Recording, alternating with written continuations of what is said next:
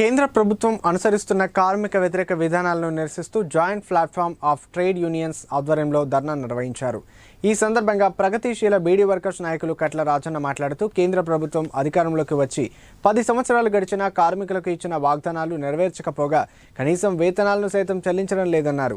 రైతులు పండించిన పంటలకు కనీస మద్దతు ధరను పెంచడం లేదన్నారు. రైతులపై పెట్టిన కేసులను ఎత్తివేయాలని డిమాండ్ చేశారు. దేశవ్యాప్త పారిశ్రామిక గ్రామీణ రైతు బంధు నిర్వహిస్తున్నామని, అలాగే సంవత్సరానికి 2 కోట్ల ఉద్యోగాలు ఇస్తామని చెప్పిన వాగ్దానాన్ని సైతం నెరవేర్చలేదన్నారు.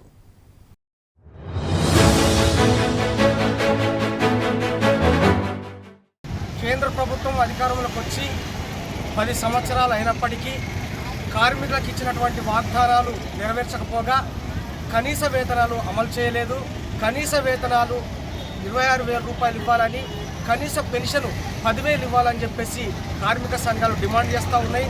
అలాగే రైతు సంఘాలు, కార్మిక సంఘాల ఆధ్వర్యంలో ఒక ఫోరం ఏర్పడి ఇవాళ రైతులకు కూడా కనీస మద్దతు ధర ఇవ్వాలని చెప్పేసి ఎస్కేఎం పిలుపులో భాగంగా ఇవాళ రైతులపై పెట్టినటువంటి కేసులు ఎత్తివేయాలని చెప్పేసి ఈ సందర్భంగా డిమాండ్ చేస్తున్నాము.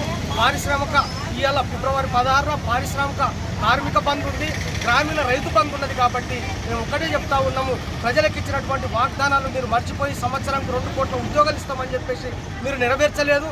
అలాగే అత్యధిక ఆయాగా అని చెప్పేసి మీరు చెప్పి ఇవాళ మా సంపదంతా దోసి కార్మికుల శ్రమను దోచి కార్పొరేట్ శక్తులకు అప్పచెప్తా ఉన్నారు. 44 చట్టాలను 4 కోడ్లుగా మార్చి ఇవాళ యాజమాన్యాలకు అనుకూలంగా వ్యవహరిస్తూ ఉన్నారు. ఆ చట్టాలను రద్దు చేయాలని చెప్పేసి ఎన్నో పోరాటాలు, త్యాగాలతో కూడుకున్నటువంటి చట్టాలను కేవలము మీరు రద్దు చేయాలని చెప్పేసి మేము ఈ సందర్భంగా డిమాండ్